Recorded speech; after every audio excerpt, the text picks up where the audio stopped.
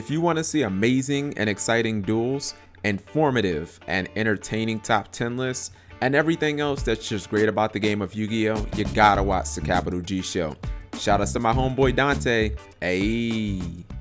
YouTube, Capital G here. So I was at YGO organization and I saw this really good article. It's a news article basically, and it's talking about a new structure deck that's going to be released in the OCG in I guess you could say a little under 4 months, approximately 11 weeks. It's called Structure Deck R. That's the official name, but the unofficial name, the tentative name, is what really got me excited because it tells us what this structure deck is going to be all about. The tentative name is Advent of the True Monarch, and if you don't know what Advent means, it just means the arrival. So essentially, arrival of the True Monarch, and I mean, you just have to assume that this is going to be Monarch support, which is awesome. And the thing about Monarchs is I think that they're much like heroes. They're one of those archetypes that has embedded itself so deep into Yu-Gi-Oh! From the GX era that they're just going to be a fan favorite forever. You know what I mean? And I think Konami is always going to give this this archetype little support here and there,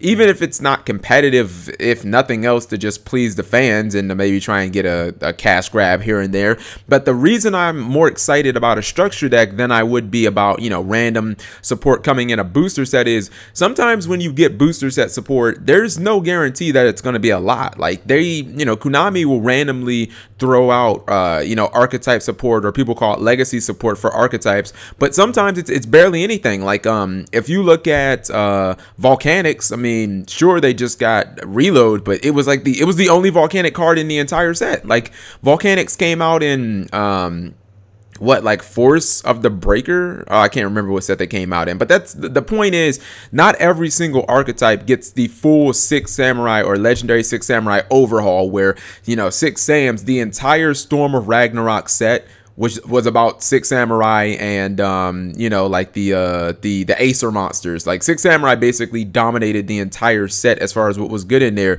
But sometimes Konami gives out legacy support and it's like 1 or 2 cards. So when you do a structure deck, you can't get away with that. Like with a structure deck, the entire focus of the structure deck is that one archetype. So I mean, Konami can put in, like, they can splash in some other cards, but chances are there's going to be like 4 or 5 new Monarch cards, maybe even more than that. So here's the interesting I guess information about it. It says the new theme product, Structure Deck R, again, that's the official name, which takes the concept of an old Structure Deck's tactics and revises them for a modern tournament environment.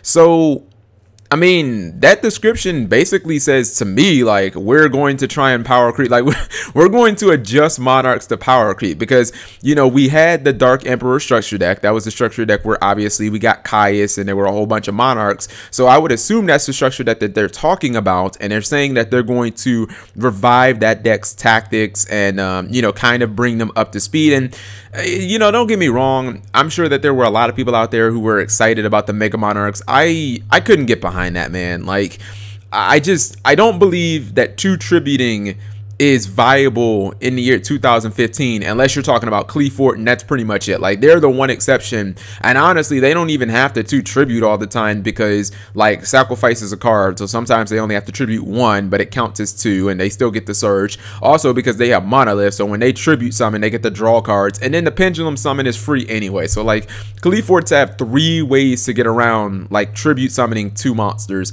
and not being terrible. But the Mega Monarchs is just like, oh, you get nice effects. Please get those too. So to me, I'm hoping that Konami will go back to the 1 tributes. I know they kind of made the Baby Monarchs. I wasn't a super big fan of those either.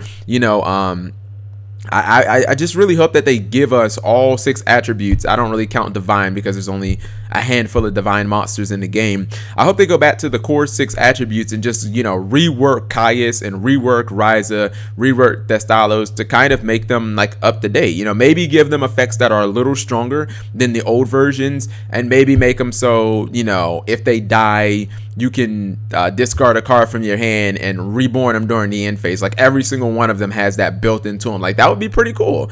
You know what I mean? Then you could like discard a Sinister Serpent. You could just get it back from the graveyard or something like that. Maybe when they come back from the graveyard, they have like 1,000 more attack. Like that would be, in my opinion, adjusted the power creep. The effects are a little more powerful than before. Maybe Caius does like 2,000 damage or something like that. And then when it's in the graveyard, you get to reborn it for a card in hand or something like that. But either way, it looks like this is going to be pretty interesting. 2 ultra rares, 3 super rares, and 6 parallel foil commons. Okay, that's a lot of shiny things. Now, the one thing that does concern me is it says that they're trying to appeal to newbies and little kids, and I'm like, oh lord, that means that this deck could end up being terrible, because they're talking about modern tournament and then they're talking about appealing to little kids at the same time. So I don't know if that's gonna work. I guess there's also a chance that the Monarchs could be like Pendulum, but you know, who knows. So let me know what you guys think. Thank you for watching as always. Subscribing makes life happy.